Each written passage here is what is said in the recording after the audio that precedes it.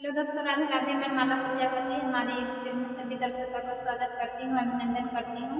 आज मैं एक बहुत ही प्यारा देवी गीत लेकर आई हूँ। अगर आप सभी को अच्छा लगे तो प्लीज लाइक करना, कमेंट करना और मेरे चैनल को सब्सक्राइब करना।